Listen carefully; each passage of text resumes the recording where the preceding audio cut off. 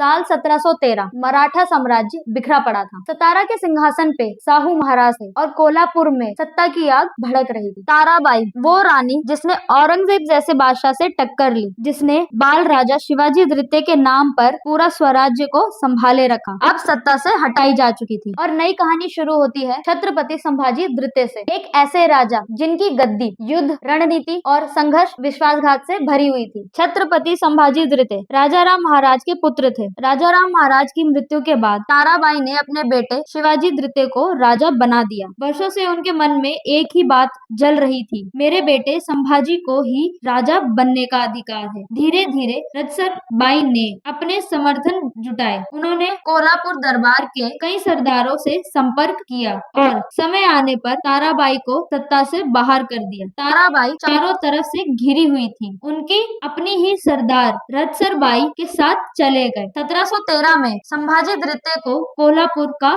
छत्रपति घोषित कर दिया गया। संभाजी गद्दी पर आए तो मराठा साम्राज्य दो हिस्सों में पहले से ही बटा हुआ था। पहला सतारा साहू महाराज जी के हाथ में और दूसरा कोल्हापुर जो संभाजी द्वितीय के हाथ में था। दोनों गद्दी के बीच एक अदृश्य दीवार खड़ी हो चुकी थी। सतारा और कोल्हापुर के रिश्ते में हमेशा तलवार की धार पर लगे रहते थे। संभाजी द्वितीय युवावस्था में ही गद्दी पर आए थे। वे तेज, समझदार और साहसी थे, पर उन्हें राजनीति की आग में बहुत तेजी से कूदना पड़ा। संभाजी युवा थे, इसलिए शासन का असली नियंत्रण उनकी मां रजसर के पास था। रजसर बाई ने शुरू में कठोर निर्णय लिया। ताराबाई को राज्य से हटा दिया गया। शिवाजी द्वितीय को राजनीतिक रूप से निष्कासित कर दिया गया। सभी वफादार सरदारों को बदल दिया। अपनी गद्दी को मजबूत करने के लिए साहू महाराज के विरोध में मोर्चा खोला। रजसर बाई ने साफ कहा, कोल्हापुर स्वतंत्र रहेगा अपने दम पर, और ये संदेश सीधा सतारा तक पहुंचा। साहू महाराजा सतारा से मजबूत हो चुके थे। उनके पास पेशवा बालाजी विश्वनाथ जैसे तेज और कुशल मंत्री थे। साहू महाराजा मानते थे पूरा मराठा साम्राज्य एक ही छत्रपति के अधीन होना चाहिए। कोल्हापुर शाखा इसका समर्थन नहीं करती थी। उन्हें लगता था सत्ता सतारा में हो या कोल्हापुर में, शिवाजी महाराज के वंश का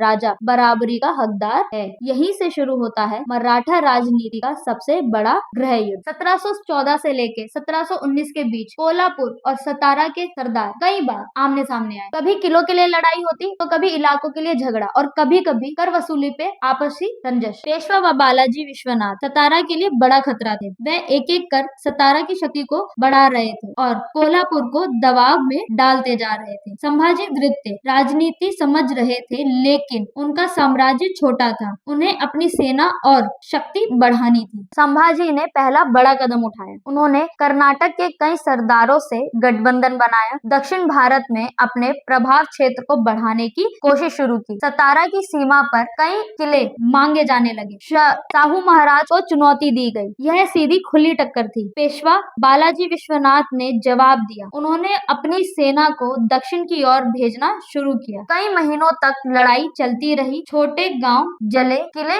बदले, मगर निर्णायक परिणाम नहीं निकला। और इसी समय सबसे बड़ा मोड़ आया। ताराबाई वापस लौट आई। उन्होंने कहा, संभाजी द्वितीय वैध राजा नहीं है, मेरे पुत्र शिवाजी द्वितीय ही असली छत्रपति हैं। ताराबाई ने पर्दे के पीछे रहकर संभाजी के खिलाफ साजिशें शुरू की। उन्होंने कुछ सरदारों को अपने पक्ष में किया। कोल्हापुर का दरबार अब 3 हिस्सों में बट चुका था। संभाजी द्वितीय एक संघर्षशील युवा और राजनीतिक दौर पर जटिल राजा, जिन्होंने दबावों के बावजूद अपनी गद्दी पर पहचान बनाए रखी। तो दोस्तों, आप देख रहे थे एपिसोड ज्ञान का सफर। ऐसे ही और वीडियो को देखने के लिए हमारे चैनल को सब्सक्राइब जरूर करें।